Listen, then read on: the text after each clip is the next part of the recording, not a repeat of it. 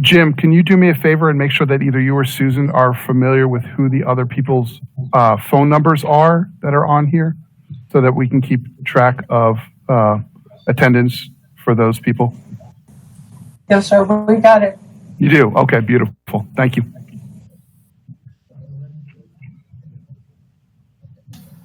Okay, good morning, everyone, both online and in the room. We have a quorum in the room.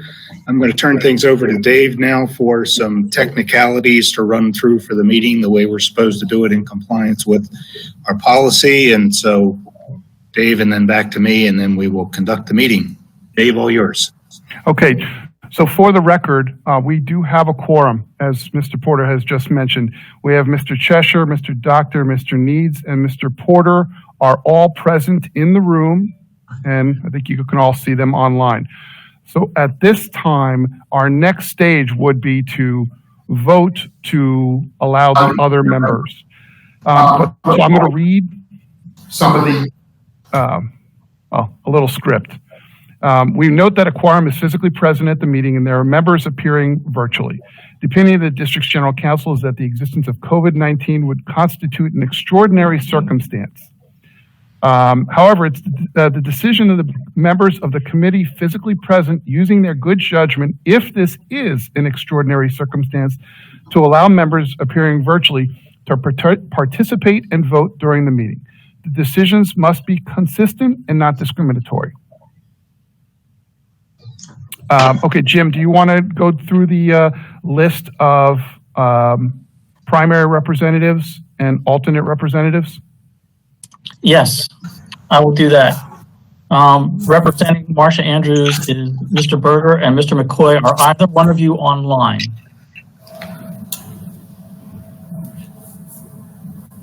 The answer to that is no. Marcia Andrews will not be represented at the meeting.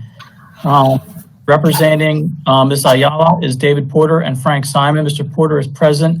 Mr. Simon, are you present? I'll take that as no.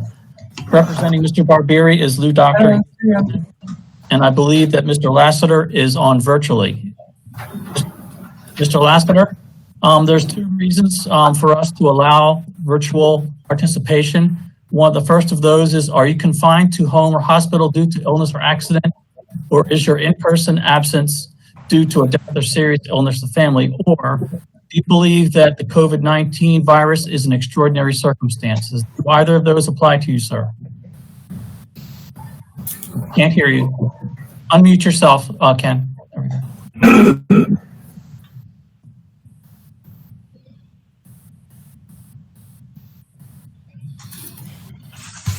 How about this? Can you hear me? Yes, we hear you, kid. Is another one of those apply to you, sir? My problem is my laptop is still in the shop. I haven't returned it yet. So I need that to hear things at the meeting. So I decided to stay home. I can go virtually and I can see. But I do have trouble walking and so forth. So it's a lot easier for me to do virtually. So I think what I heard you say is COVID-19 has prevented you from being here today. No, not COVID-19. I'm okay on that. Well, those other points, Jim, we can accept those and let the CORC members vote whether that is an acceptable reason too. Okay, thank you. Representing Karen Brill today, Michael Gelfand and Sam Shannon. Mr. Gelfand is on virtually. Mr. Gelfand, do either one of those reasons apply to you? The COVID-19 emergency basis, yes, please. Mr. Shannon? Yes. Which one? COVID. Thank you. Representing Ms. McQuinn, we have Mr. Cheshire present. Mr. Hukill, are you on the line?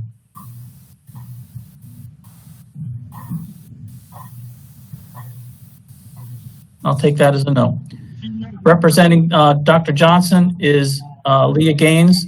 Ms. Gaines, are you on the line? Take that as a no. Representing Ms. Whitfield, we have Stacey. So, for the record, that means that just like Mrs. Andrews, Mrs. Robinson will not have any representatives here. Correct. Okay. Mr. Needs Yeah, is present. hold on. Well, Leah Gaines, I see on my screen, has raised her hand one time and then she left the meeting and raised her hand again. So she may be having connection problems. Okay. Okay. Ms. Farris, are you on the line? Okay, I'll take that as a no. Therefore, today we have as voting members David Porter, Lou Doctor, Michael Gelfand, John Cheshire, and Steve Needs, should the CORC committee approve their virtual participation. Hang on a second real quick, Jim. I see Leah Gaines in the list of attendees. So I'm not sure if there's, as you said, it says she's on here. So do we want to include her in your request and assume that we're going to work out the technical difficulties with her? Mr. Chair? Yes, I guess that comes down to the members. I would say if she's trying to get on or has been on, that it would be my opinion that she should be allowed to participate and be a voting member of Dr. Robinson's. Okay. But that comes down to the committee voting for that, just like we're going to vote for the others. Exactly. Correct? Okay.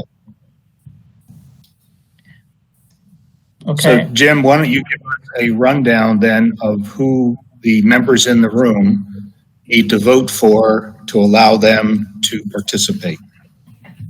Thank you.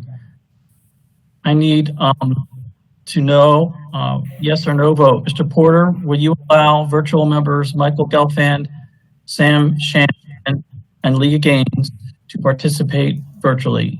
Yes or no? Yes. Yes. Mr. Doctor? Yes. Mr. Hey, Lou. Cheshire? Lou, can you put your microphone down closer to your mouth? It's up like this. There you go. Yes. Mr. Needs? We couldn't hear you. Mr. Needs? Yes. Okay, you have a unanimous vote, Mr. Chairman, to allow virtual participation. I recommend that you call the meeting to order. Oh, and I see we have Leah Gaines, by the way, before we call. I see that you're on and you have your hand raised. Hi, Ms. Gaines, how are you? I'm fine. How are you? Good. Okay, so we do have you listed as a voting member today. Yes. Okay. Excellent. Okay, Mr. Chair. Dave, we're getting double feedback from you. How about now? When actually, my mic is off, but I'm still hearing myself talk. I'm on mute. May I have muted? Mr. Chair, if you could ask the telephone people, because just looking at the meeting participants, there are many individuals that have their mics open, and including in the room there, I see Frank Simon also, and Lou Doctor appear to have their mics on, and that may be causing some more of the feedback. But if all the phone people can turn their phones on mute, that would help us with the background noise. I see a 908 and a 561 that have their phone microphones on. Okay. Thank you, Michael. I need to ask Mr. Simon if he's participating for any of the two reasons that are allowed.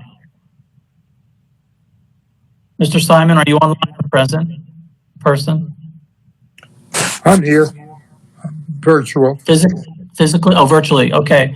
Are you not participating today in person because of a personal reason or because of the COVID? COVID. Thank you. Then we'll consider you participating member, but Mr. Porter will be the vote that counts for Ms. Ayala. Thank you. Okay.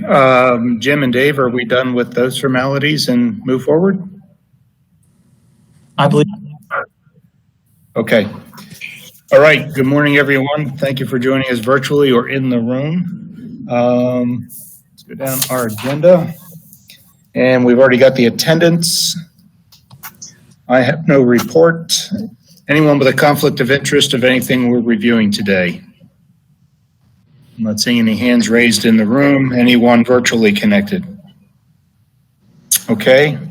Not seeing any hands or anyone acknowledging that. We have no conflict of interest. Lou, you did our CORC report for last month? Yes, and Chairman Barbieri announced it was accepted at the school board meeting. Okay. You can do a report again this month for us? Yes, sir. Thank you very much. Staff updates.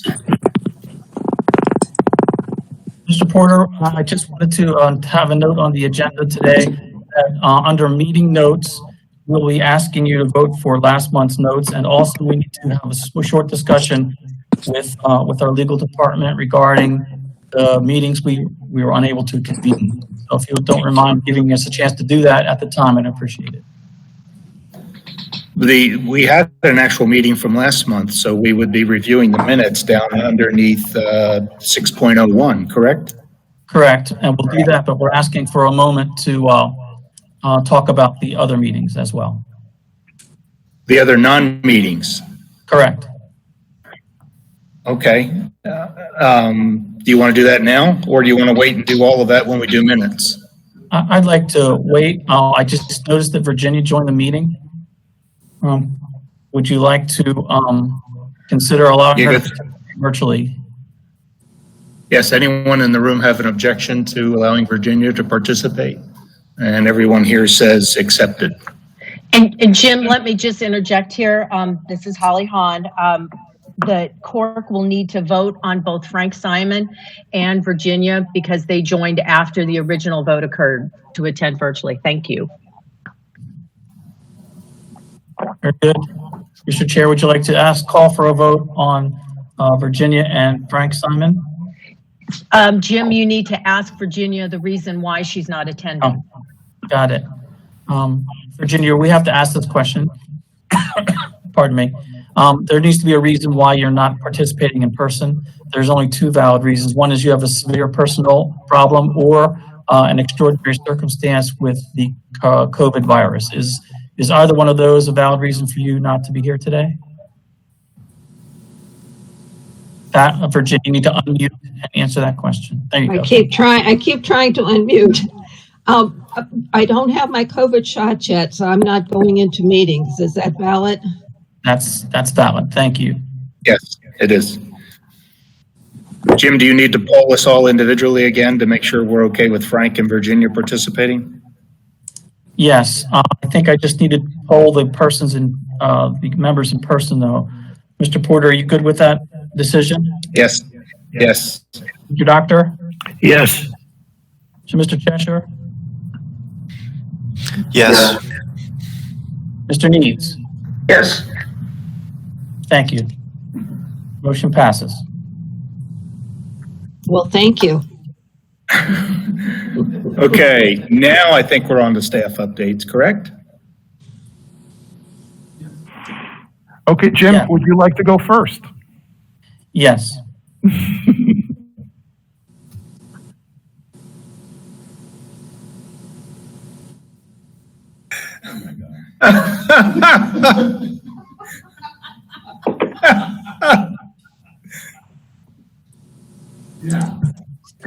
It's still. Oh my God. It still hasn't been cut off, huh? Sorry. Where'd he go? You gotta have some fun in your life. Jim, you better save some. We're going to glue it on the top later. I have no further comments. Dave, did you have any? Well, yes. I wanted to let everybody know that we are continuing with our construction program in earnest. We are getting ready for summer construction, and some of the activities that are going on in preparation for summer make it so that we're going to end up having a little bit lighter summer than normal. As many of you are probably familiar, we are going to have a lot of summer school types of activities, and those activities are going to activities are going to limit our ability to get a lot of work done. It's not going to affect us in getting done on time. But it's more important. Our focus is always on the kids. We got to make sure the kids get their opportunities to be brought back up to where they need to be. So if summer school's there, then that's our primary. One of the other points that I wanted to let everybody know is that district staff, up until now, we've been afforded the opportunity to continue to work from home, especially many of the departments that are associated with your construction program, facilities construction, the building code folks, planning, but and there have been a handful of employees that are here in the building. We have now been given the directive that staff will be returning on May 17th. So all staff will be back in our building operating. Now that does not change this CORC environment, because we will continue, and for those of you in the room, we will continue to have this type of setup for obviously this April meeting. We'll have it for the May meeting, and we will also be able to have it for the June meeting. So we will still continue to operate our CORC meetings with a quasi-virtual, quasi-in-person, even though staff will be back. And bear with me one second, because I see there's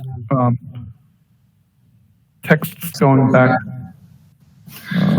Well, Dave, while you're doing that, to all the CORC members, we do have this policy in effect through the June meeting. So I would like to encourage all of you to do what you can to try to be able to attend in person the July meeting that we will have, because this emergency policy goes away after the June meeting. And so if we can't go back to making our 7-person quorum, starting with the July meeting, we're back to having non-meetings again. So just keep that in mind for kind of long-term planning. That is correct. Back to you, Dave. Okay, I have no other staff updates at this time, unless I forgot something. I see you have your hand raised. Yes, I forgot to ask something. Mr. Porter, I've been asked or suggested to by legal to be the one who polls the valid CORC members for every vote that you call. If you'll allow me to do that, I'll keep track of that. But I've been asked to do that individually. That was going to be too much work for me today anyway. So yeah, go ahead and do that, Jim. Okay, thank you. Okay, I think we're now up to consent agenda. So we have a lot of items on here. I guess we will go down one at a time and see who wants to have them pulled, whether you're online or in the room. So let me start off. FC1. Okay, FC2. FC3. FC4. FC5. And anyone that's online, if there's a little delay, just kind of pipe up if we've already passed by the one you want pulled, and we'll go back and make sure that gets pulled for discussion. FC6. FC7. PC1. PC2. PC3. PC4. PC5, PC6, PC7, PC8, PC9, PC10, PC11. That concludes our consent. Nobody in the room pulled anything. Did anyone online want anything? With hearing none, the consent agenda, I need a motion then. Jim, I guess you'll poll everybody to approve the consent agenda. I'll turn it back to you. I move that we approve the consent agenda. Thank you. Second on that? Do we have a second? Second. Second by Lou Doctor. And then you'll have to poll everybody for a vote that's allowed to vote, correct, Jim? Yes, I have six voters today. Mr. Porter, aye or nay? Approve. Lou Doctor, Aye. Mr. Cheshire, Approve. Mr. Needs, Approved. Mr. Gelfand, Yes. Ms. Gaines. Yes. Motion carries unanimously. Thank you. Well, I would just like to add that I think our process is pretty successful in how we get questions back to staff and Am how I they get. supposed to be voting? No, Frank, I don't believe so. Correct, Jim? Wasn't I? Correct. Well, Mr. Simon is the alternate to you, Mr. Porter. Right, Frank, you're the alternate to me, so I would be the primary that votes. Correct. Okay. Okay. It's just that you took a vote for me to participate. We did for discussion purposes, but alternates are not allowed to be voting members. You're allowed to have all the discussion in the world. And for today, we don't have any discussion because it passed unanimously with no comments or questions. So, Am I in the same status as Frank? Yes, I believe so. Okay. Mr. Gelfand is the voting member, Sam. Fine. I trust my. Okay. I just want to thank staff for the way our system works. I think that shows that we didn't have anything that got pulled, and our questions were responded to, and they were in more detail, and that clarified at least any of the questions I had.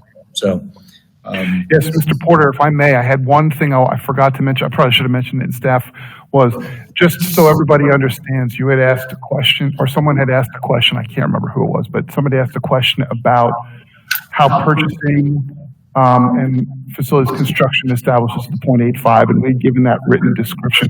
And I wanted to make that clear, again, in the spirit of teamwork, neither they, purchasing, nor us, construction, are the ones who mandate it. We kind of sit at the table together and work through that together. That's not a one person or one group dictates that. In fact, we work together to negotiate those things. So it is a collaborative effort on that. I was happy with the answer simply because it did tell me that the CMs are the ones that actually come to the table, understanding what they're really going to be allowed to charge. And if they want to charge more than that, then there's a harder negotiation that takes place.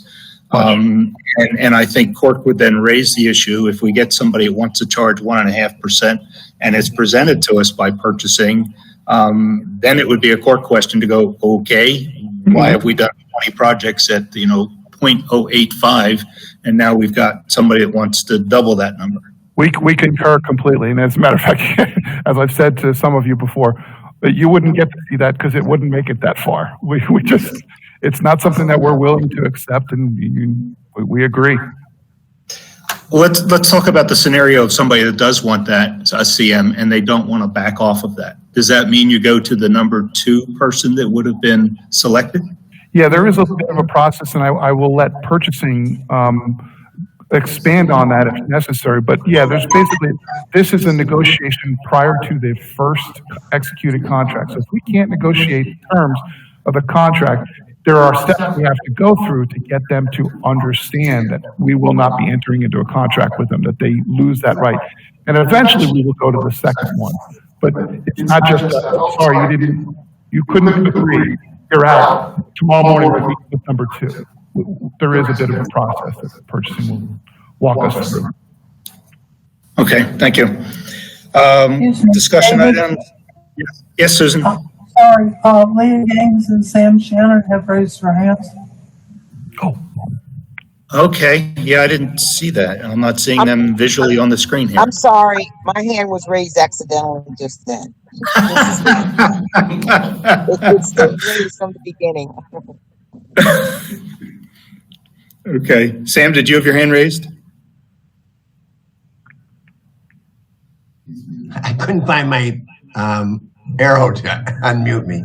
I had raised it to see if I was in the same status as Frank, and you had already responded, yes, that Michael was very watered. Okay, very good. Okay, in progress FCA work. I guess it's back to you. Yes, who? Yes. I just need to know if there's any members of the public present with you today. Yes, we have John Levinson. They need to be given an opportunity to speak if they want to. Yeah, public comment. I missed that part. Any public comment? Nope. John is waving us off. No public comment. Thank you. Okay. Thank you, Jim, for reminding me about that. Do we have a dog that is now part of the quorum? Nope. Okay. In progress work. Dave, back to you. Okay.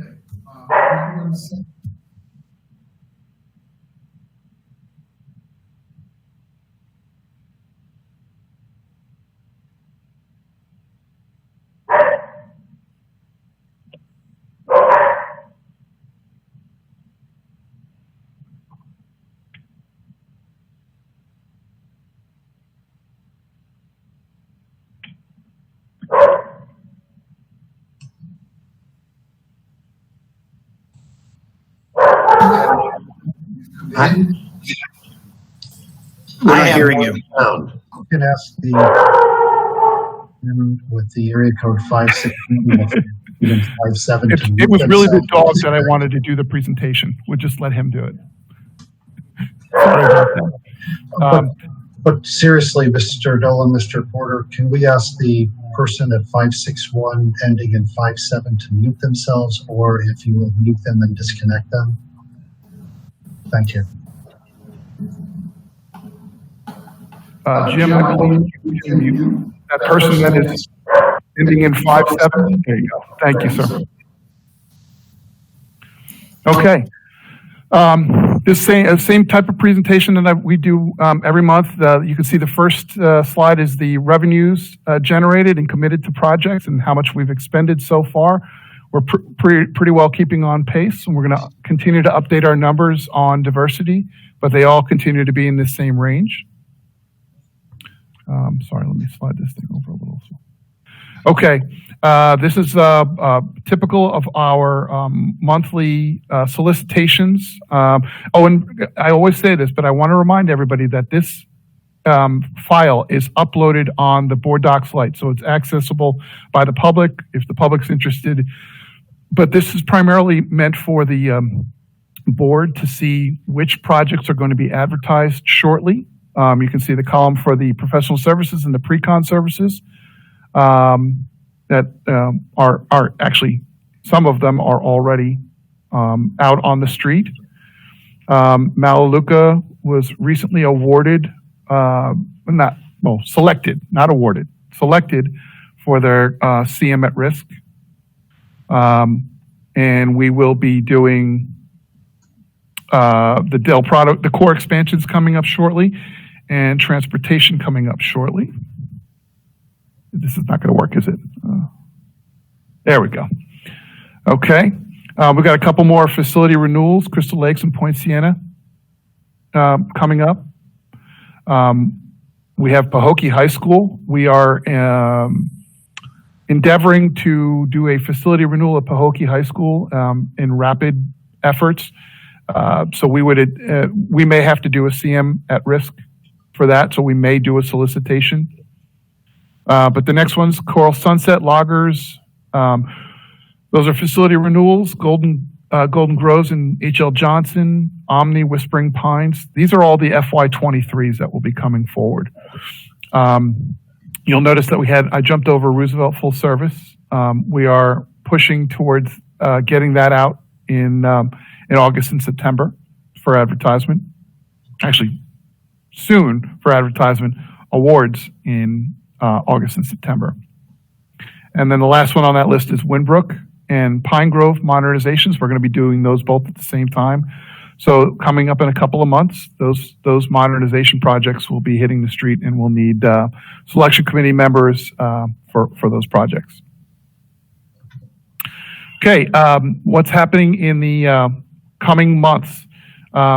We've kind of switched the script. You guys may remember that in past, we would always cram right around May. We would throw out 15 GMPs, and it drove everybody crazy. Well, we've kind of learned how to stagger these so that they're not, and it also put pressure on us, in fact, because we would always have to get these approved by the board, you guys in the board, and then issue a purchase order and get the contractor to go and get started in June. So we've staggered them now, so we have a little bit more spacing as we're heading to the May, June, especially now, if there's going to be graduations. And I think, in past years, the May was always a challenge with graduations. So we've only got 3 projects coming up in the next couple of months, but they are all very big ones. You'd kind of wonder if Angel Garcia has any time to do anything in his life, because he has 2 GMPs coming up in May, and we're slated to get those to you at the next meeting, both for the new elementary school in Boca Raton, the 05C, so that we would anticipate starting at the beginning of June on that, and our big high school, the Lakeworth High School, O is what we refer to it. Both of those will be coming forward in May. And then the Delray full service renovations replacement, if you will. That project GMP will be coming forward in June. We may have a struggle on that one because we may want to get that one at a special meeting in June, but we're still playing it out. The reason why it's a concern is you guys may remember in the past when we would present something at a special meeting, it was that in-between point where you CORC don't get to see it before the board does. So we're still struggling with that. We're going to try to see if there's any chance of getting it done in May and if it has to wait until June. John, yes, I have John Cheshire with a question. Could you remind us what that Delray Full Service Center is? Okay, it's an adult education facility. It's directly adjacent to Village Academy down in Delray. And it does primarily, there's a change in the program. It's going to be a lot more technically based. It's going to be more like a construction academy type of space. But right now they offer GED, ESOL, things like that. They offer classes to the community and whatnot. But the new design for the Delray full service, and we will present something to you as we're getting close to that. The new design includes a construction academy. It's going to have a plumbing. It's got a medical nursing type of program, and it's got a computer technology program built into it. So what's happening at that facility is we're not knocking down. Sorry, forgive me. Not knocking down anything old like that. We're building a new facility and renovating the old gymnasium from Delray Full Service. It used to be Carver High School. I'm sorry, there you go. The original Carver High School from way back in the day. We're going to renovate the gymnasium, and we're building a brand new 2-story building, 20,000 square foot building. And that new building will house all the adult ed programs, the construction academy, the medical, and the information technology. When we finish the construction, they will move out of their old buildings. The buildings were built in the 1940s, 1950s, and they're not historic, but they are old. And so they will move into that new campus. And that's basically the program for that school. Okay. Development activities. Procurement continues for Malaluca. I think we have the design for Malaluca now this month, and I think we hope to have the CM pre-con for Malaluca next month. Procurement for the core expansions, we'll look to have those in May. Roosevelt full service, you can see we're pending DOE approval on the Castaldi spot survey. We expect board approval in the early fall on that project. Same thing with the transportation. Transportation projects are a challenge. For those of you who are familiar, we've always talked about the Skis Road facility. It's a brand new transportation facility. It's going to take over some of the, and forgive me, Skis Road might not be the official name, but it's Belvedere and Skis is the location. That will be a new facility to take up some of the burden in the central county. And we're also going to be redoing or modernizing, if you will, the South Transportation Facility. And then ultimately we will be doing the same thing for the North Facility. For those of you in the room, the North Facility is the one that's literally on the other side of the canal of this building. And by the way, as a point of contention, I want to go on record as saying thank you to Mr. Porter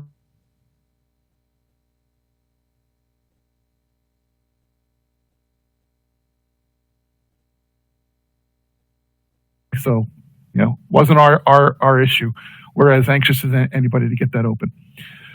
The scope of work for the FCAs, the 2023 projects, that's what I mentioned on that previous slide. There's a number of them that we will be coming up with. We're working on the lining up what the scopes will be so that we can advertise them and get those advertisements going, awarded.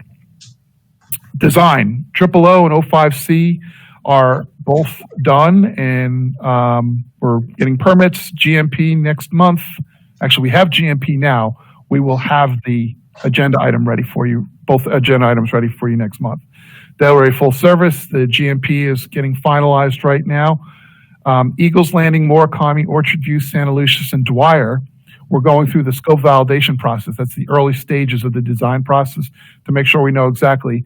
As I've explained to some people, we do things like in our scope, we say we're going to be replacing doors and frames, but nowhere do we say exactly how many. This is the scope validation part that's going on all the FY22 phase projects.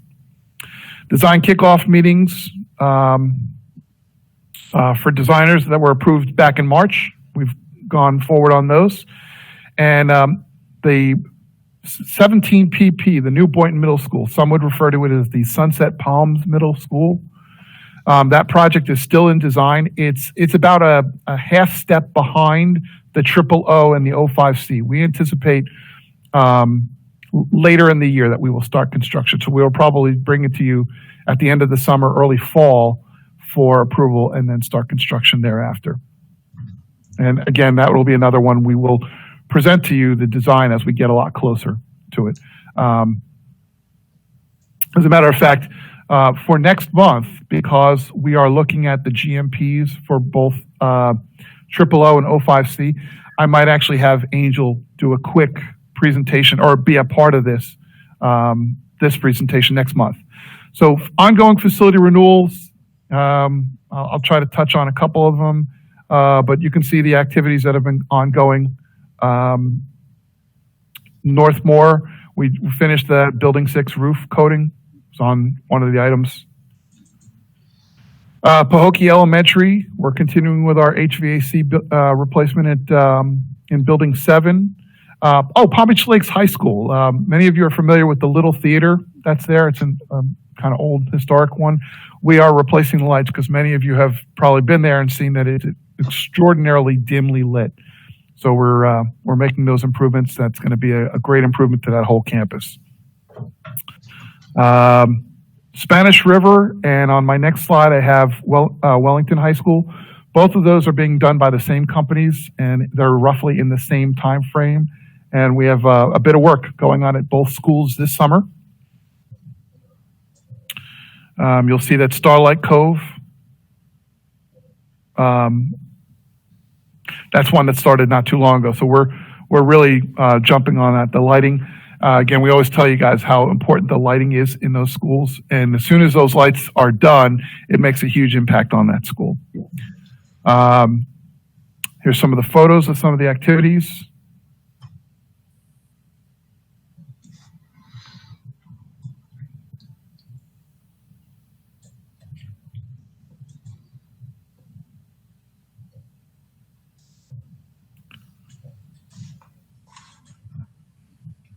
Okay, and now at this point, it's usually, you guys end up having to listen to me talk for like 10 or 15 minutes, and I know everybody gets tired of it. Well, at this point, I'm going to turn this over. I'm going to hopefully Angel Garcia will unmute his mic, and I'm going to ask him to present to you guys on this because he's done a lot of work on these, and they're getting near the finish line. So I wanted you to hear from him specifically. Go ahead, Angel. All right, good morning, everyone. Regarding Washington modernization, we're down now to the final stretch of this project. There is a lot of activity going on at the site right now. Is buttoning up the project. The two hurdles that we've had is one is with FPL.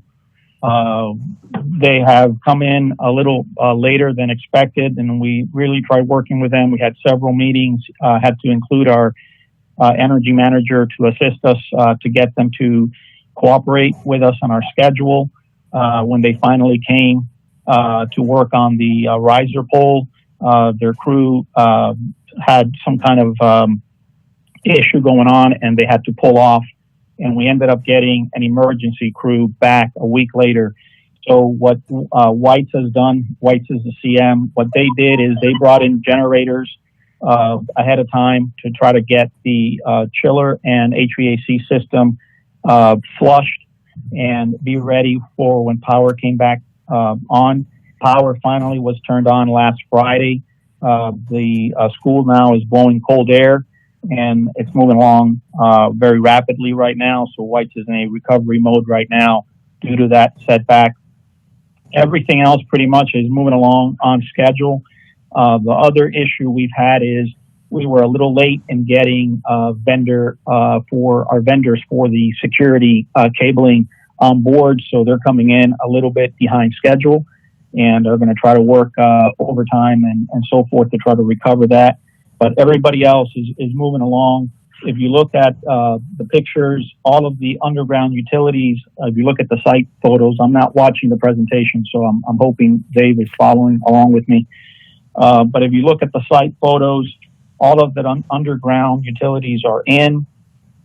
First lift of asphalt is in. We're bringing landscaping in next week. All the fields are being graded. I know the site doesn't show that, but the progress is going on every day there continuously and on weekends. So sites have been graded, getting ready for the play fields, the landscaping, the site fencing, so forth. The buildings, if you go into I included some interior photos so you can kind of see where we're at, but most of the classrooms, the marker boards are in. On that second photo of the interior photos, you can see the marker boards on the teaching wall. You can see cabling in the walls coming out for the smart board that's going to be between the marker boards and also further down that wall for the media cabinet. All of the acoustical ceiling grid is in. Light fixtures are in and operational because we have power now. A lot of the flooring is going in now. Casework is well underway. All of the quarry tile and ceramic tile is pretty much complete except for the PE shelter. A lot of the plumbing fixtures are in already, so you can get a feel for that. So that's moving along, and White's is doing a tremendous effort to get that going and finished up for us. With that, I'm going to move on to Addison. By the way, real quick, Angel. So we anticipate roughly around early June, maybe, for Washington, or is that? We're looking at the beginning of June for getting substantial on Washington. And furniture delivered. I know that's on schedule, right? Yeah, furniture I think is going to be delivered around the last week in May. We have a meeting next week with our furniture vendor to walk the site and kind of coordinate and pin down that delivery date. But it's scheduled for around the last week in May, first week in June. Okay. Moving on to Addison. Addison is similar to Washington in the sense of site completion and work completion. Again, their date is a little further because this is a K-8. And remember, when they started at Addison, they had to demolish Addison in the summer.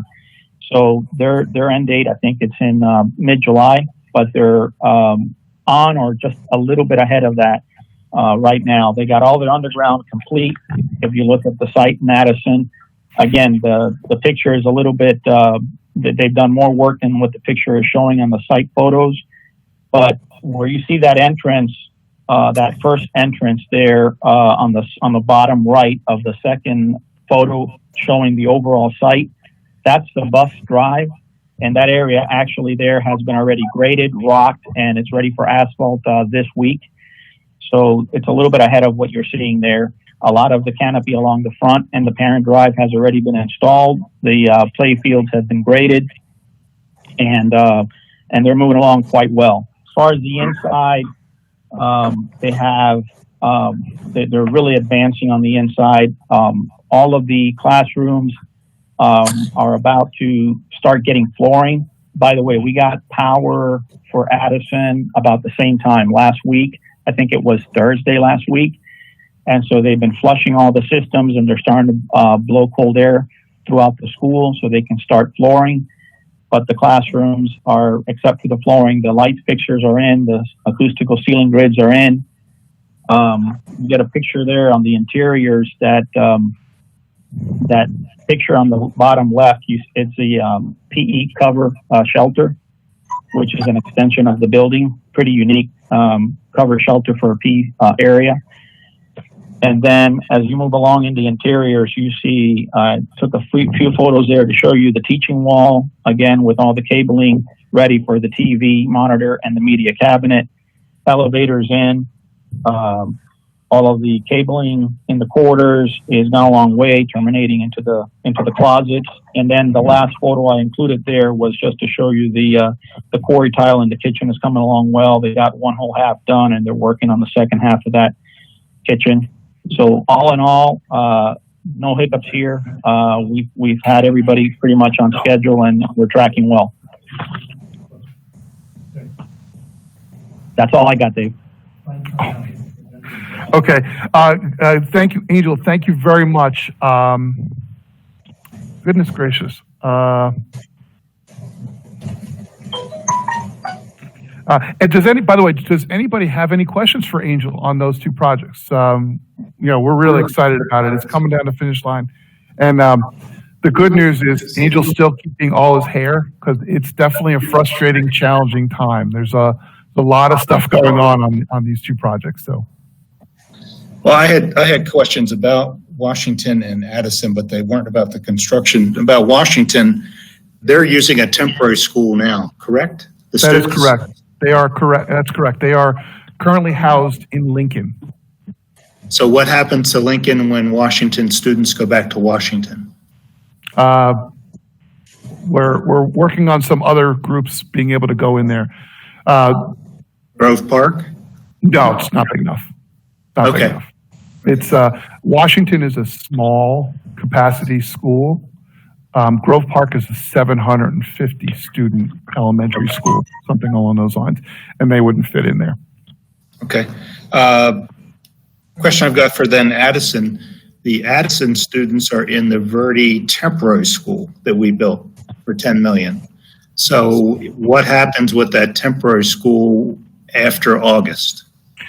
Okay. Well, actually, Angel, do you want to get into that? Because Angel and Glenn Armbruster is the project manager for Grove Park, and that's kind of the next transition. We have to create a holding school for Grove Park, and in addition, Angel is the project manager for 05C, the new elementary school that is going on the same site where the current holding school is.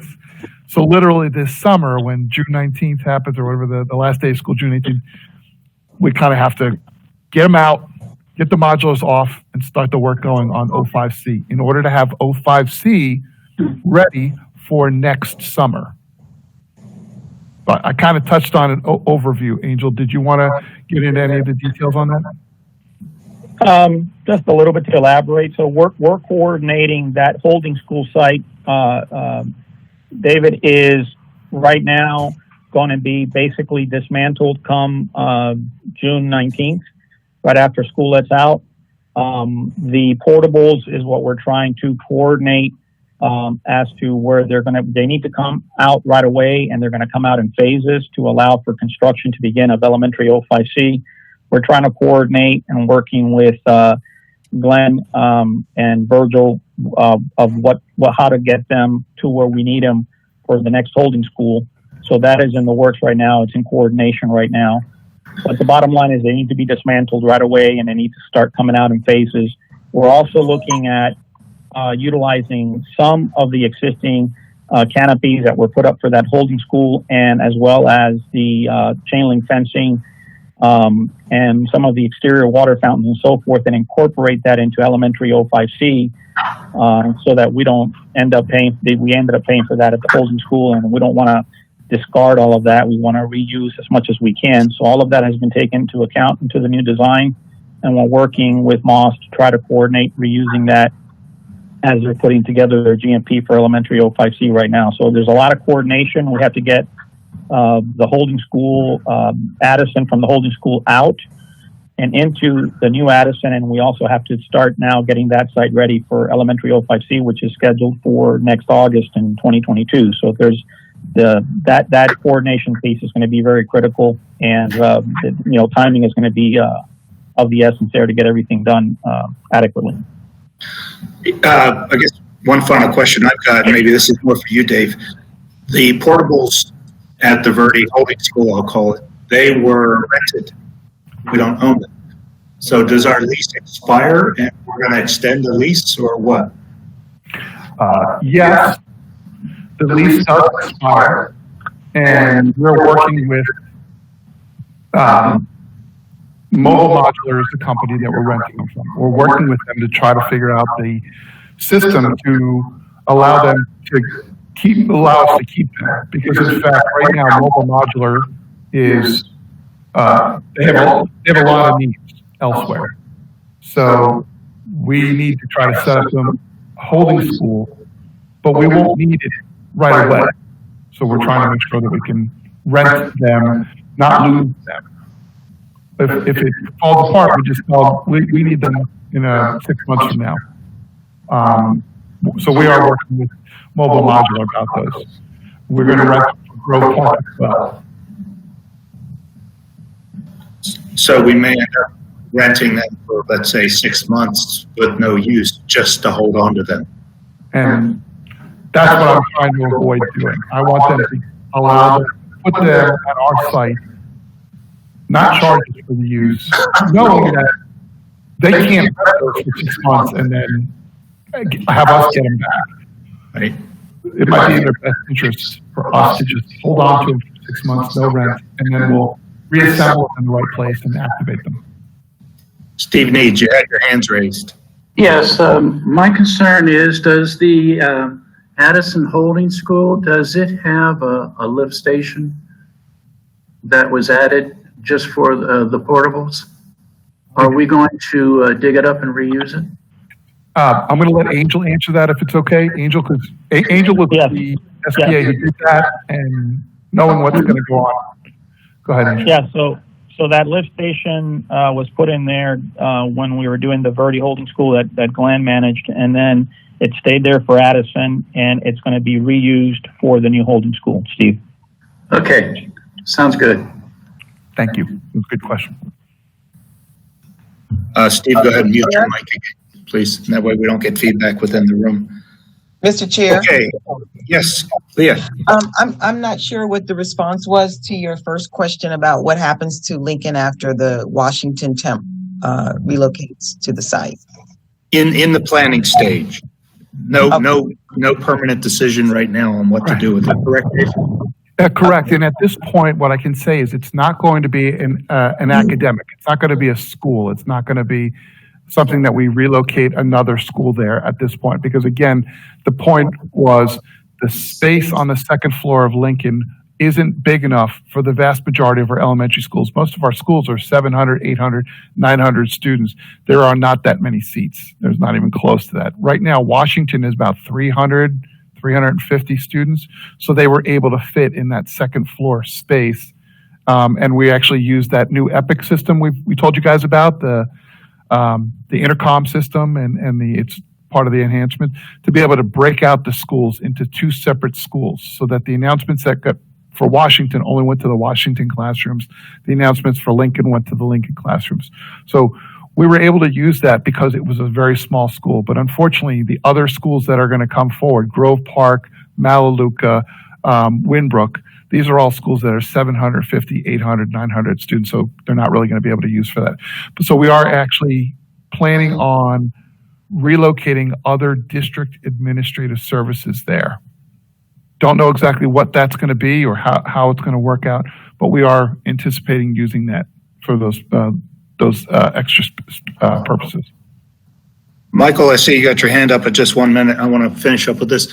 So are there students already at Lincoln, and the Washington students are also there? So they're both sharing the campus?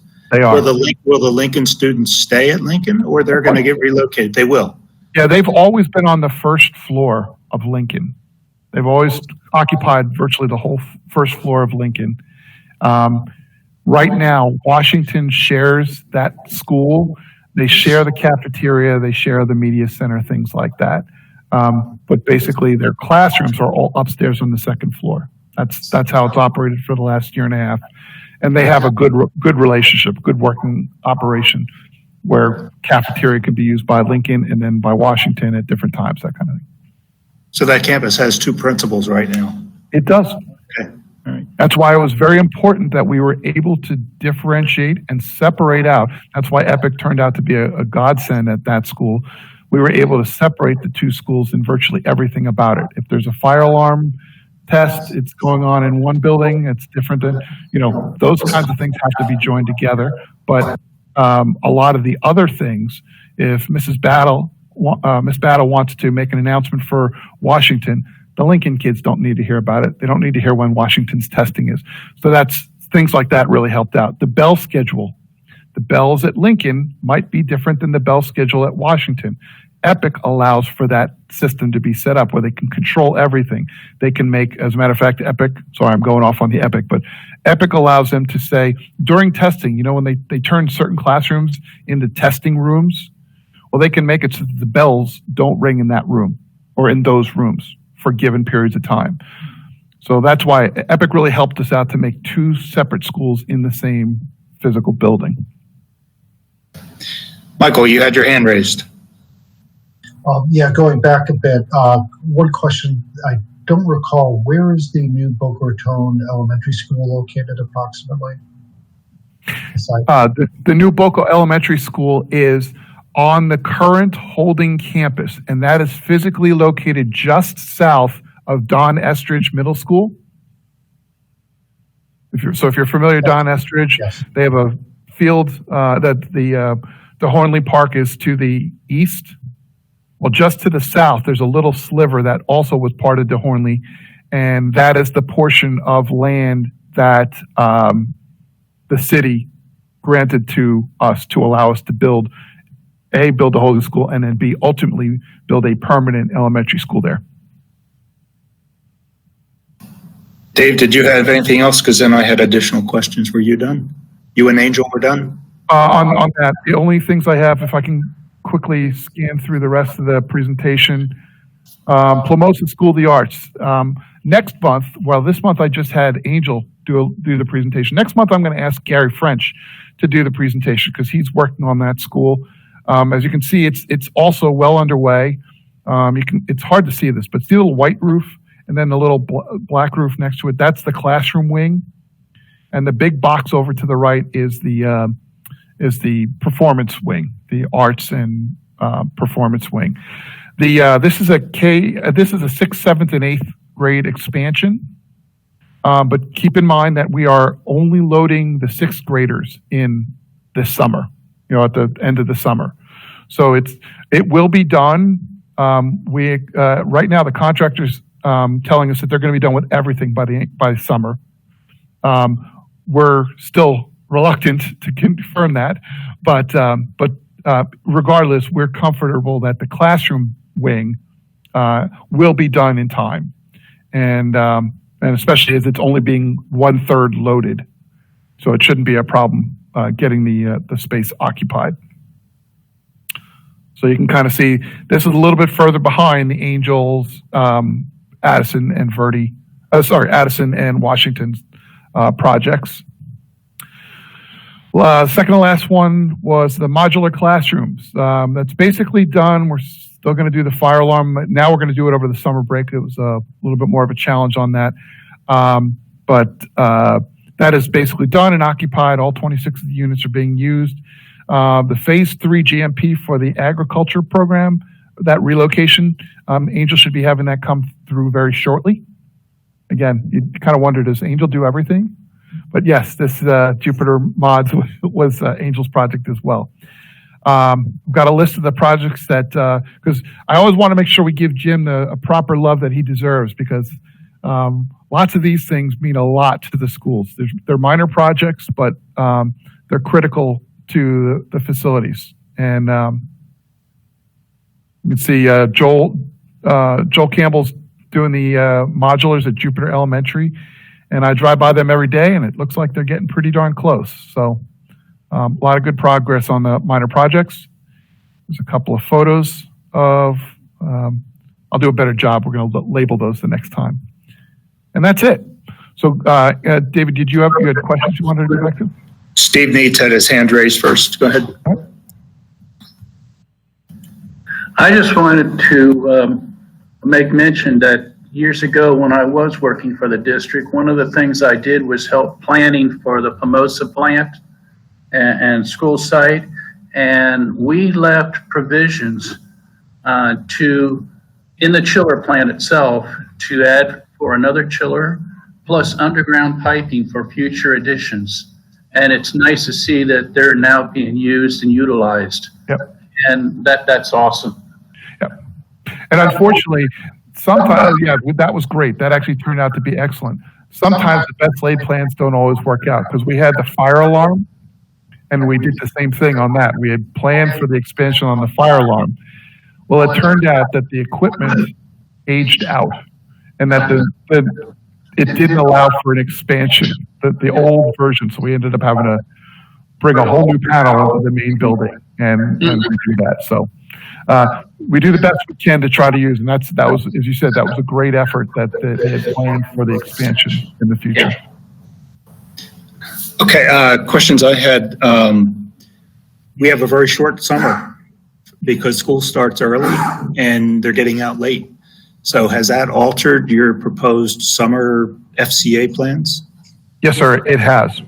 We, in fact, recognized that early on. We recognized that in January when we were putting together our vision for what our summer was going to look like. And we realized without having 8 weeks, really only having like 5, maybe 6, it really does impact our ability to do certain things. Air conditioning projects can't get done this summer, or we'd have to minimize them.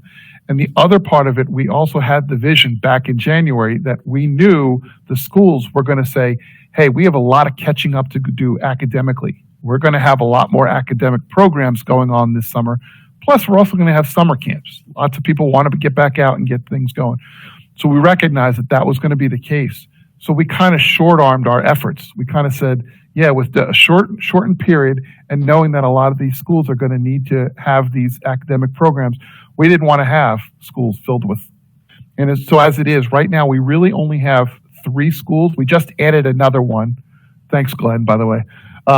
We added another school this week. It's actually going to be a 4th school where we say to them, we're going to pretty much have to close your school down for the summer. Those 3 schools, we're probably going to move the staff to another school. They're going to do the registration elsewhere because we do have to get a lot of work done at those 3 schools. But we had planned accordingly. And the 4th one just popped up because they decided that we had to have some road work done in front of the school, which makes it hard to drive into the school. So but we really limited the impact this summer because of those things. Okay. Another question I've got, Roosevelt Full Service. Isn't that a vacant campus at this point, downtown West Palm? It is. So if it was vacant and we're doing all the renovations, what's the plan to put in there? If you'll afford me the opportunity to defer till a later time, what I can tell you right now is that we're planning on knocking down one building, one of the existing buildings. It's one we're permitted to knock down. We've gotten approval from the state, and replace it with another 20,000 square foot building. In fact, I don't want to say what the programs are going to be, but we envision that it's probably going to be an adult ed type facility. And in fact, when I mentioned earlier about the Delray Full Service, same kind of thing, same kind of square footage. It may well be very similar in programming. It may have some different things added into it as well. It may be a crossover between a high school program, but we're not 100% sure on that.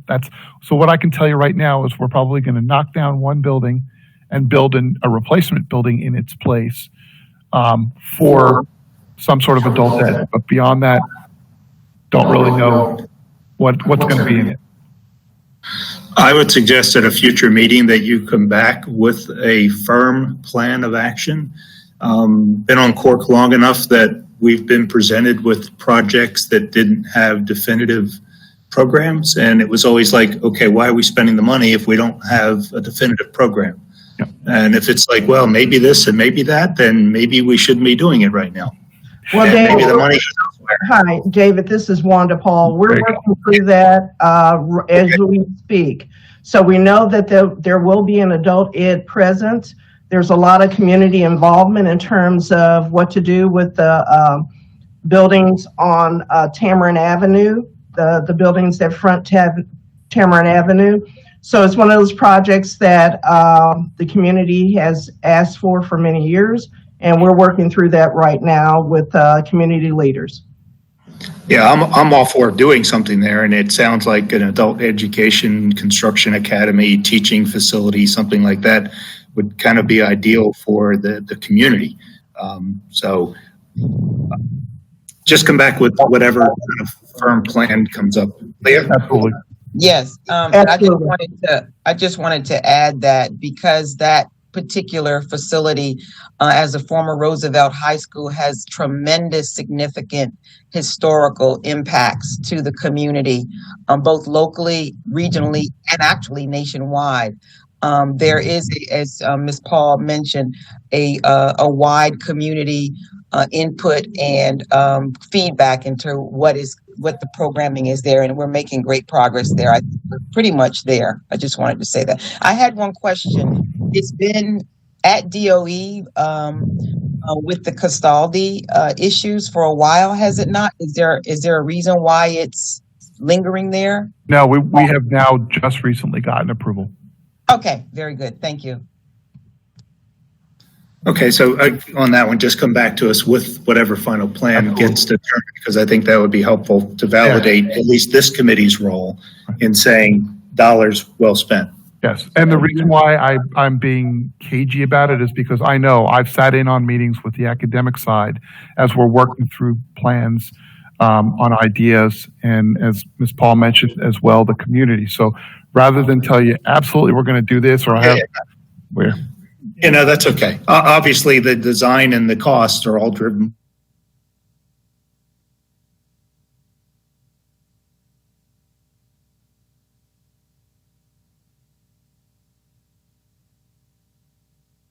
Big GMPs in for OO and O5C.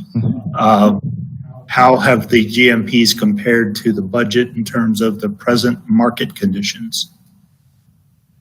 Well, I'll give the 30,000 foot view and say we've been successful. Good. But Angel, if you're still on, if you'd like to weigh in a little further on the actual costs. Yeah, so the GMP for OO has come in, the draft version of it. We're going through all our review and fine tuning it, but it is well within budget and well within cost per student station. So that was very pleasant to see. Yeah, that's really nice to hear and see, because the market conditions out there would not say the same. Right. And we did see a big negative delta in steel. Steel has gone up a lot, and so has wood. So casework and steel were the two trades that came in actually higher than estimated and anticipated.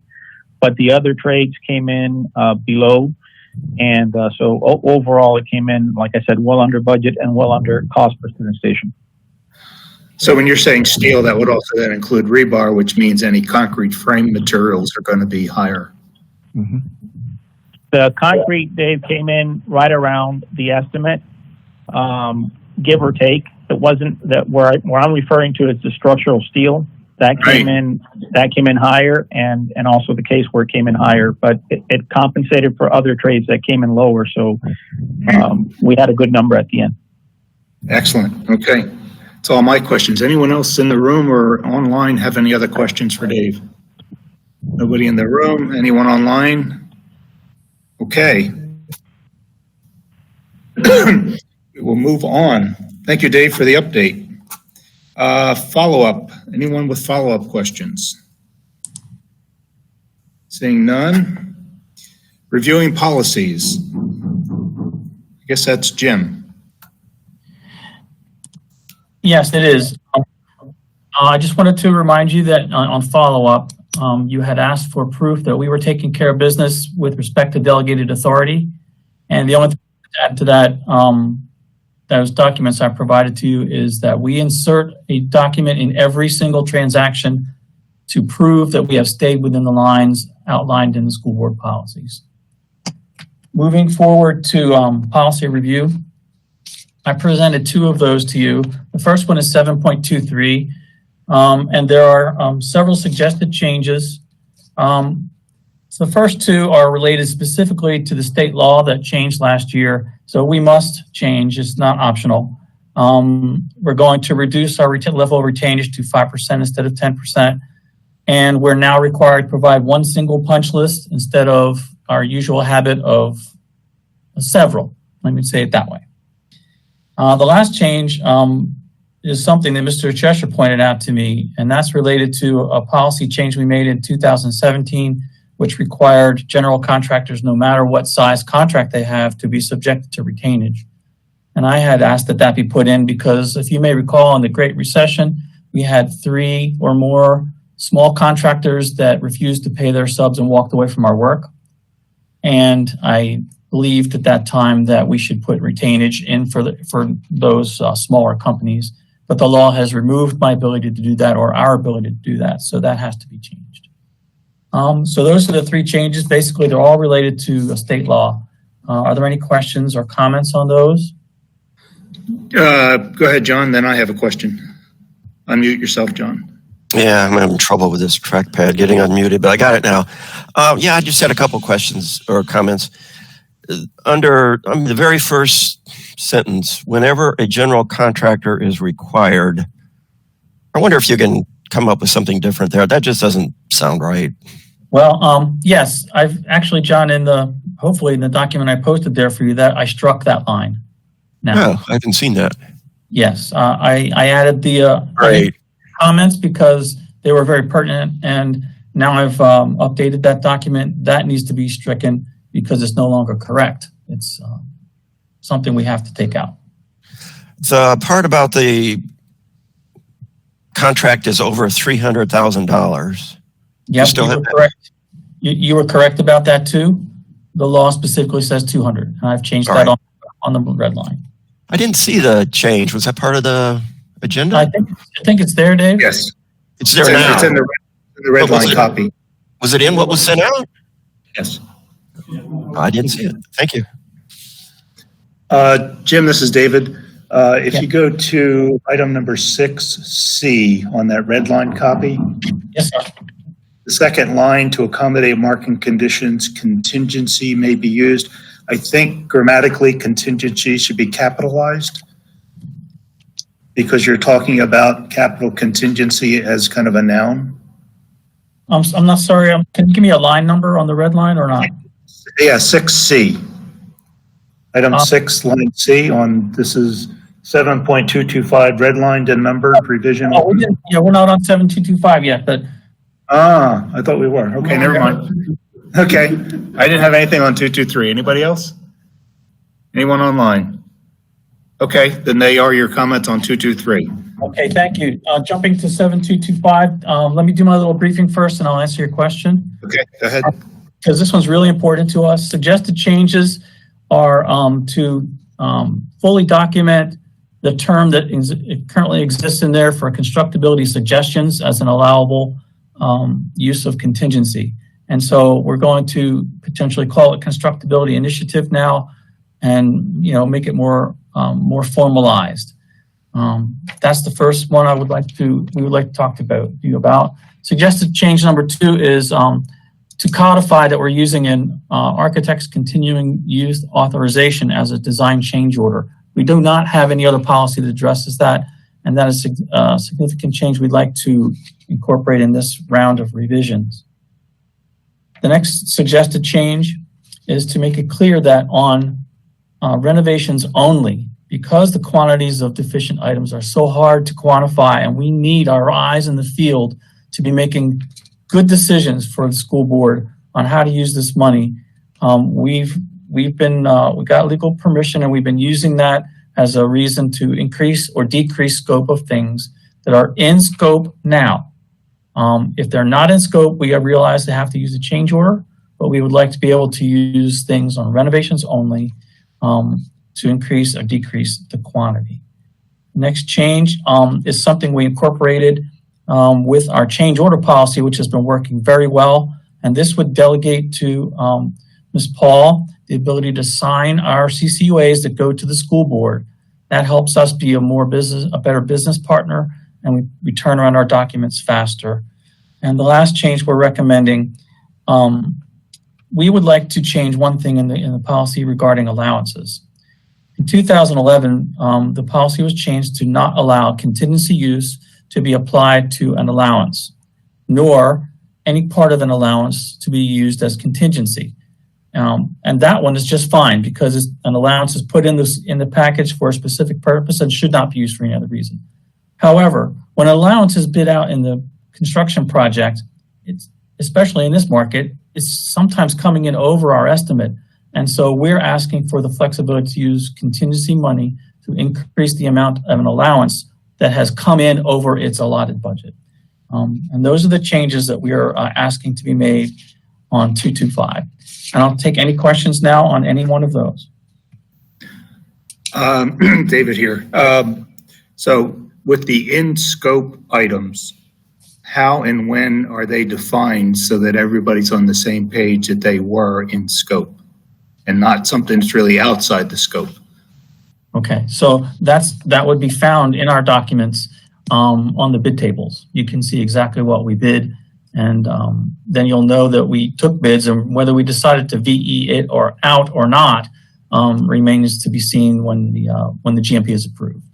So the GMP basically is defining the scope, not necessarily something we might have had one paragraph written in an RFP someplace that generally defines the scope. I would appreciate a little support from my peers here. I believe that that's the case, that we take bids, we document the bids, and then we choose what's in the GMP. So that's my understanding. Virgil, are you there? Or Dave Dolan, can you add to that? Well, I guess I'm just looking at a definition that we can all live by. And if it's not defined, then I like the definition of using whatever's in the GMP as defining that scope. So if that's not defined, throw something in there that defines for everybody for now and for future that when something is considered in scope, it means that it was part of the GMP that got priced out for the project. Or even if it was part of the scope of the GMP that got deferred because GMP wasn't effective. At least everybody will know what should have gone into that school, and now we can use, something that was in scope to pull contingency into to take care of things that we had to kick off the list. But everybody will know it was on the list and not just something that was the principal wanted it. Mm-hmm. Absolutely. And in fact, I think Mr. Bryan is making the contractors put the items into the items that we defer, but we've priced, we'd anticipated, but we've deferred. We're even putting that in, having them put that in their description so that at least somewhere there's something that says we evaluated parking lot lighting and it was determined that we would defer that. So there's clearly at least an understanding what that scope was. It may not necessarily say we deferred 75 light heads to be replaced till a later time.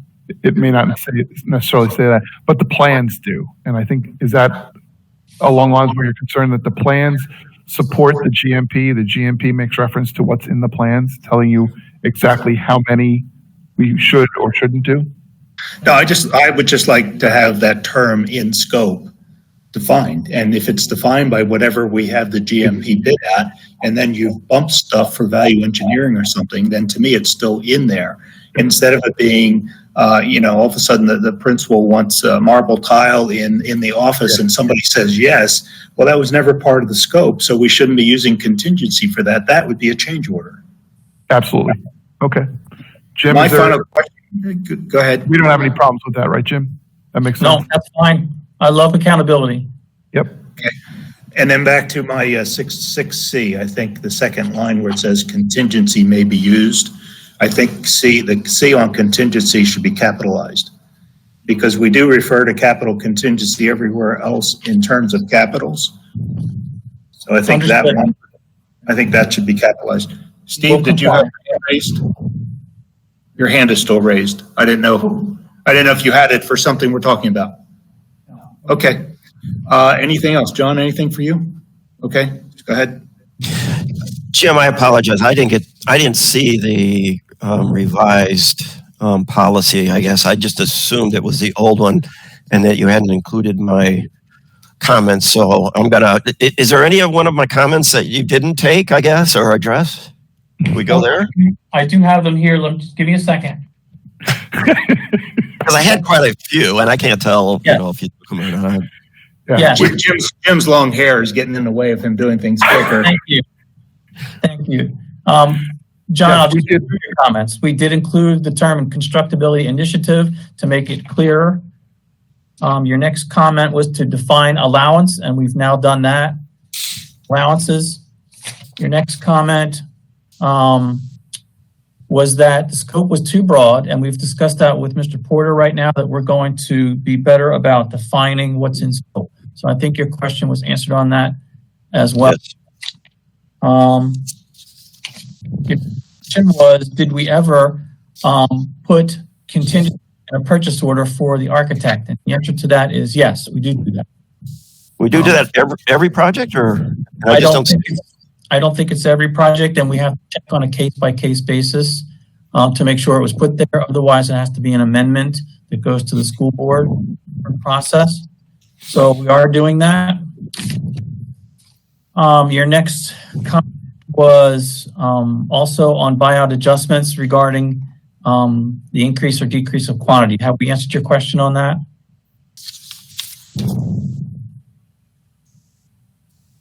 You changed that to just quantity adjustment and took out the word buyout? Buyout adjustments, I think, is how we're calling it now. Do I have it here?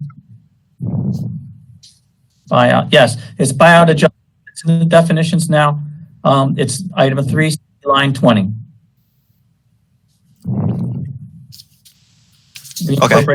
We incorporated your exact recommended language.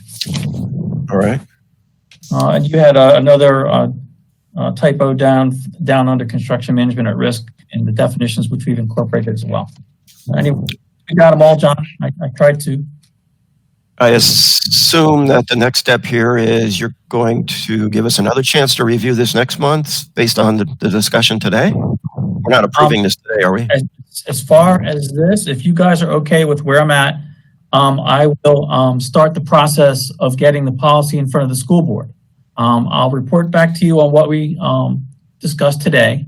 I'll represent the documents information next week, but in between now and then, it would be my intent to start the process of getting these in front of the school board.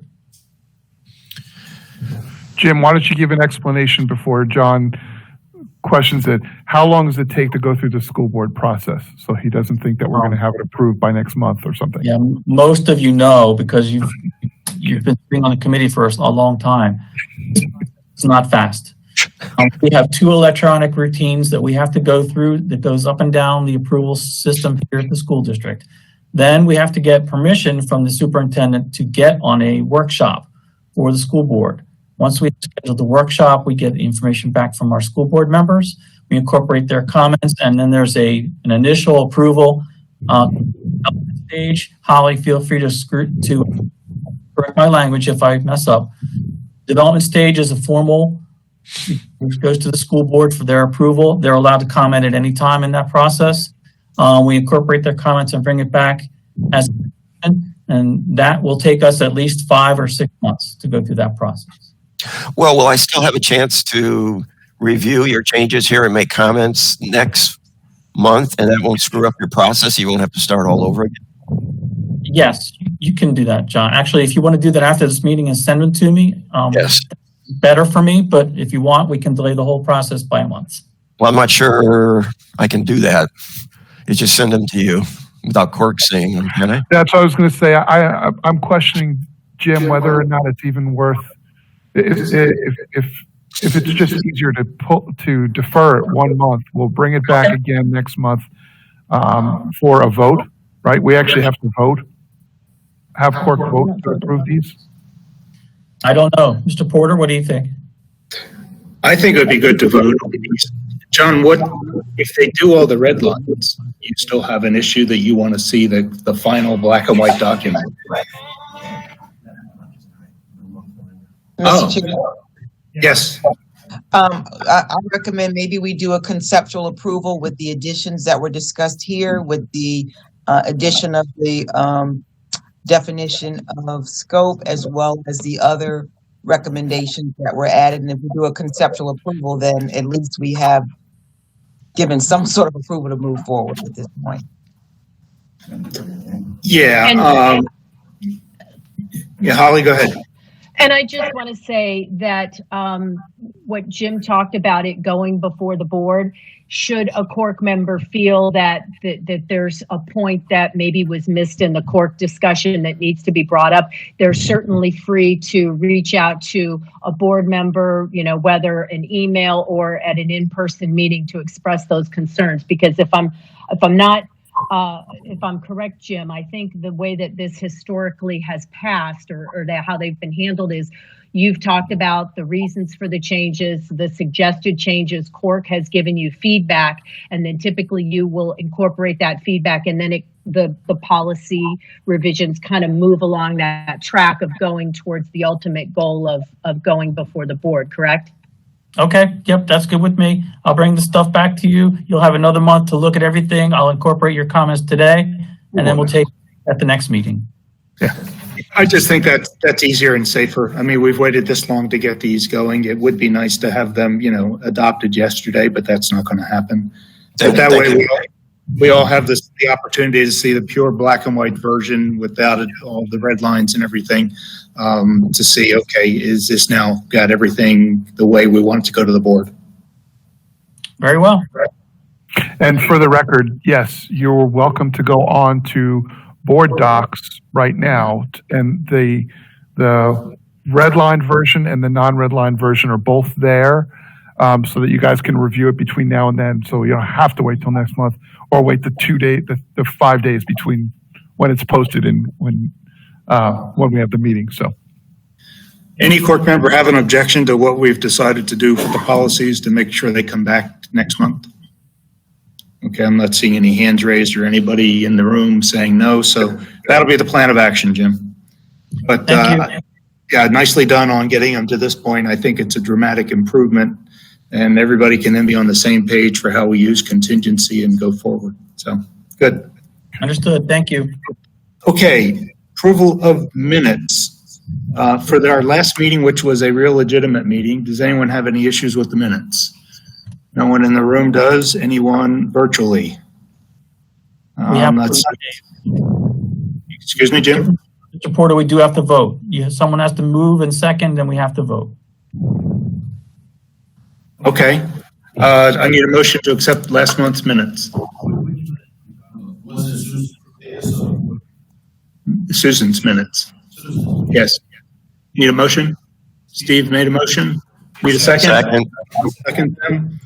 All the voting members, you need to poll it now, Jim? Yes, please. Mr. Porter? Accept. Mr. Doctor?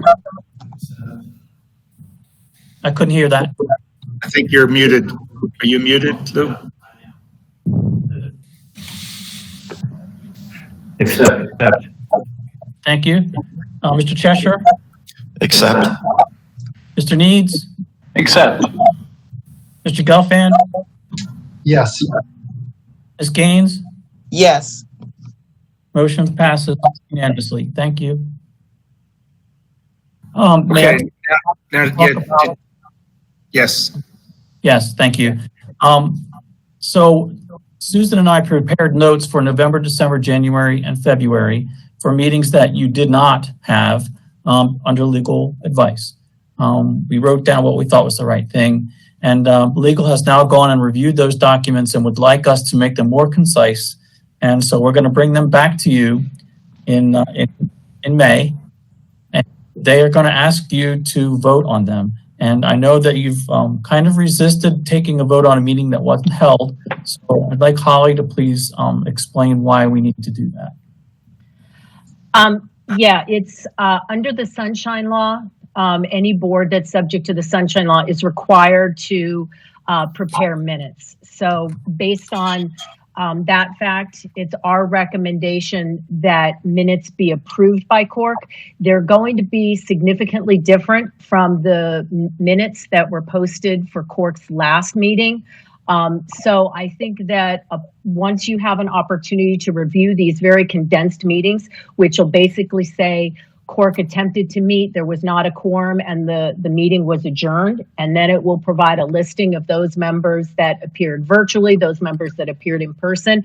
I don't think there should be any question about CORC adopting those minutes, but it is, again, our opinion that the Sunshine Law does require CORC to adopt the minutes.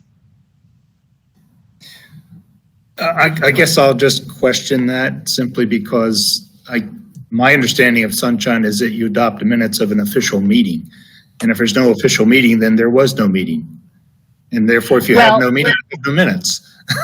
Well, again, it's our interpretation, and we give our guidance has always been to be very conservative as it relates to the Sunshine. We really want to promote, the compliance with it. So myself and Bruce Harris, we've been consulted on it, and we both are of the opinion that under the Sunshine Law, you just have to adopt a very short description of what happened. You tried to meet, you didn't have a quorum, the meeting was adjourned. These are the people that attended in person. These are the people that attended virtually. So it's, we believe that adopting those very short abbreviated minutes, which do capture what occurred on that date, is required under the Sunshine. It's our guidance. CORC is free to make its own decisions, but it's our opinion that they do need to be adopted. Well, and I would think it only can be adopted by people that were actually in attendance. If somebody was not in attendance personally or virtually, how do you accept something where you didn't know anything about it? Well, because last month's meeting, someone here might have missed it, but today they got to vote to approve it. Okay, to me that's odd that somebody that wasn't at a meeting could vote approving something of a meeting that they didn't attend. Somehow. Well, that's it may well be the problem, but it is the circumstance that every meeting, that every member here that is allowed to vote, all 6 of you, were they all here last month to observe the meeting, to know that the information that was there, there's no guarantee. We don't ask that. They're asking them to vote to approve the information that's been provided. So it's not really a function of being able to validate you were there. Mr. Chair? Okay. Yes, Leah. This is a question to legal. Would it be adequate if at a meeting we basically acknowledge that there was not a quorum at those meetings to hold a meeting? And then that would be on our record. Unfortunately, that would not satisfy the minute requirement of the Sunshine Law. The Sunshine Law, and there's been case law that interprets what constitutes minutes. And so verbal things of saying, yeah, we agree that this happened, unfortunately, under Sunshine Law, it does not constitute minutes. But back to what David said, because there was not a meeting under the Sunshine Law, we cannot adopt minutes. Because minutes can only be adopted in a legal meeting. It can't be adopted in a non-legal meeting. So I would think that would be the next best thing. Again, I have myself and Bruce Harris have discussed this, and so it is our recommendation to CORC that you would adopt the revised minutes, and like I said, they're going to be very brief. It's our recommendation. That in order to comply with the Sunshine Law, that minutes be adopted. It is a requirement. And again, that's going to be our recommendation. So, you can take it, CORC as a board can take it and say, we don't agree with it. It's up to the board to vote on the minutes. But Jim just wanted to give you a heads up of the revised minutes that are going to be posted for next month's meeting, as well as the recommendation that will come from the Office of General Counsel. Yeah, and I think, again, as Holly mentioned, CORC can decide that as a group, we vote and say, we're not going to vote on them. So we'll do that next month when they're presented to us. Frank Simon, you had your hand raised, I believe. Only that I think it's a lot of discussion about nothing. I don't think it means a damn thing either way. And if it's a recommendation from legal, I think we should just take it and move on.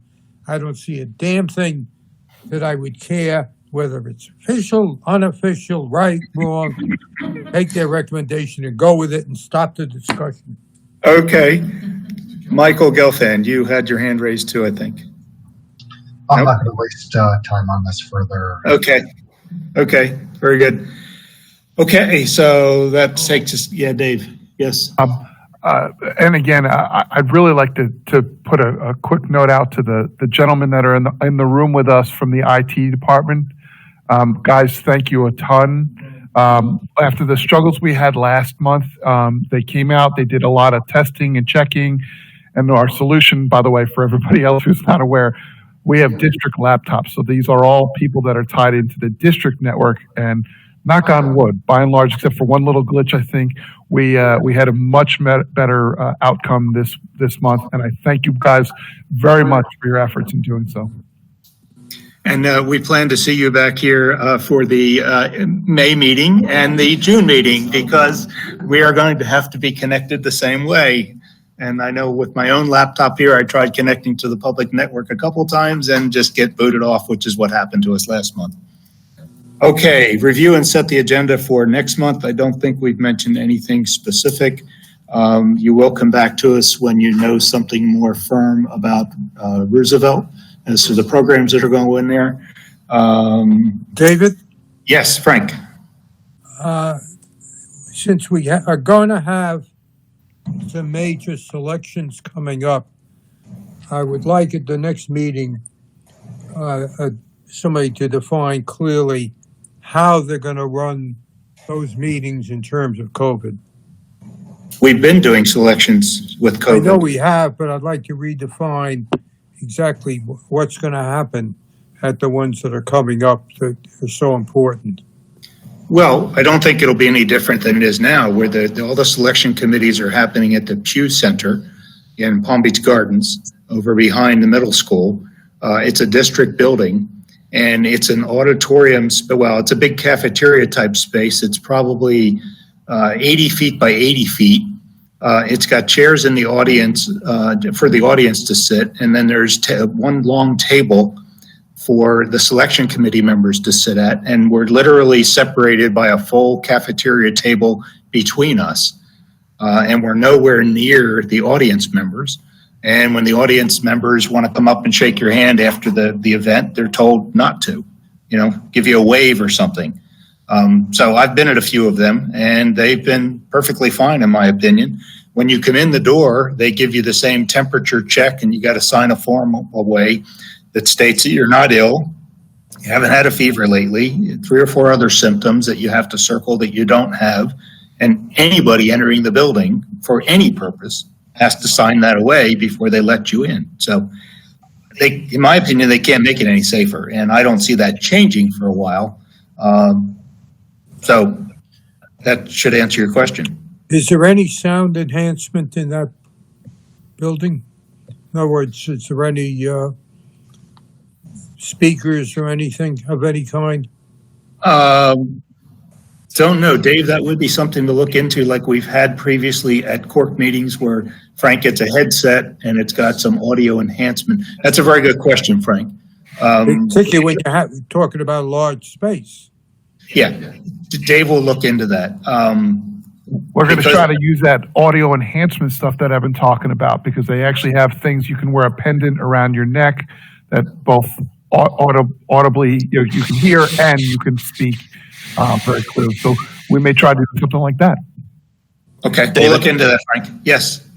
Oh, that was me. One other thing, everybody's required to wear a mask without exception, and you cannot take it off. Even when you're speaking, you got to keep your mask on. So I've been in a couple of selections there and felt very good. Okay, anything else by anybody, online or in the room? Motion to adjourn. Okay, we have I don't really need a second, but second by Frank. All in favor? Okay, we are adjourned. Thank you, everyone. See you next month. Bye. Good meeting. Thank you.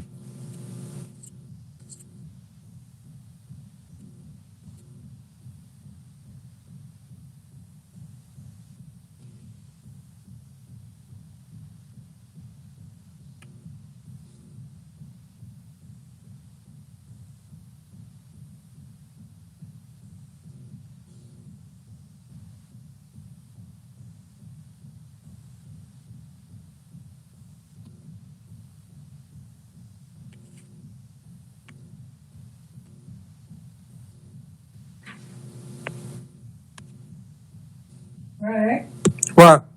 you done? Yeah, So I could get my iPad back. yeah, I'm looking for something. Which seems to be the only thing you erased. What? Picture of the apartment, of the townhouse.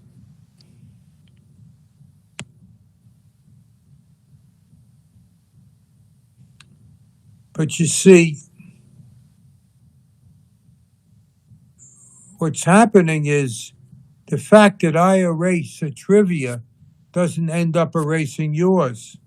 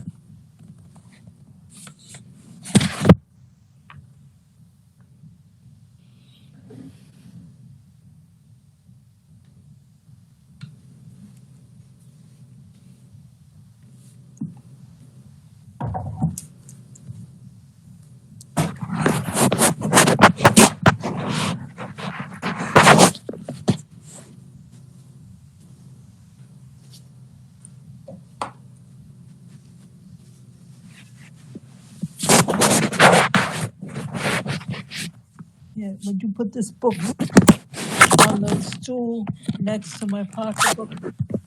Thank you.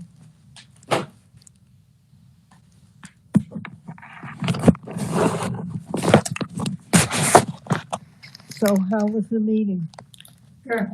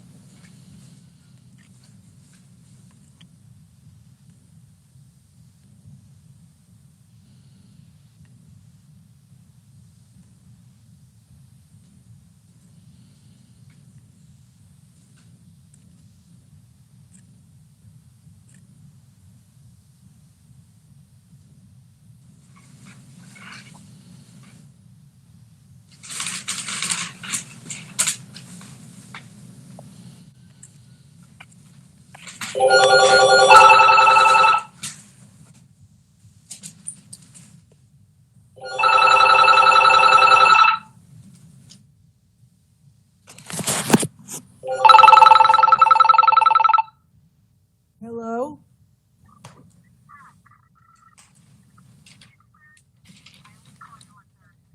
Oh, okay.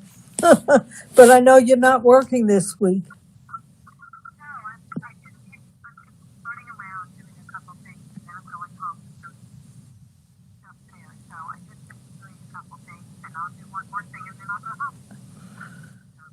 So have you settled on a mover?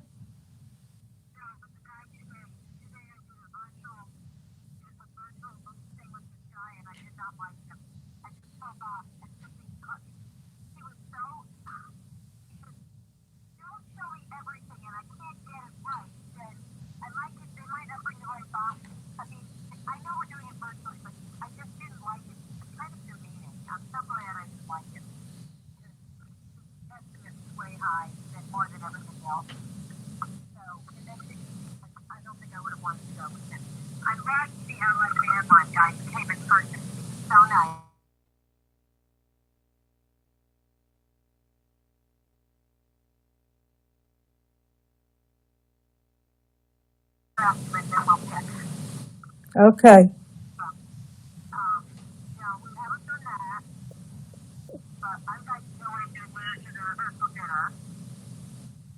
What?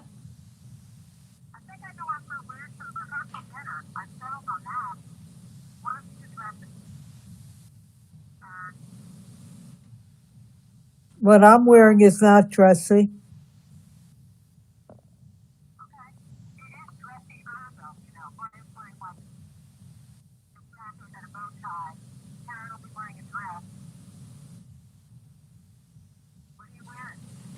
I'm wearing a matching outfit of capri pants and a top.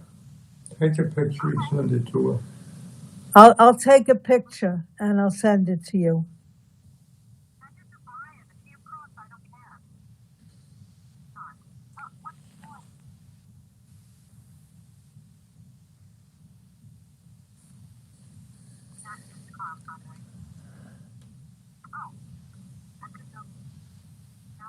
Hello?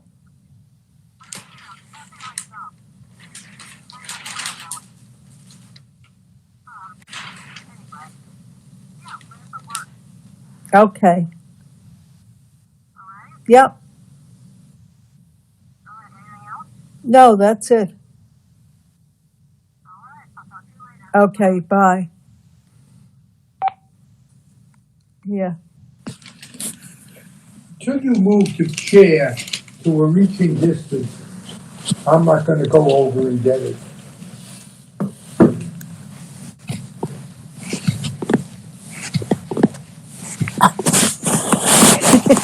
Alan, it's ridiculous. You sit way back, and we're going to drop something one of these days.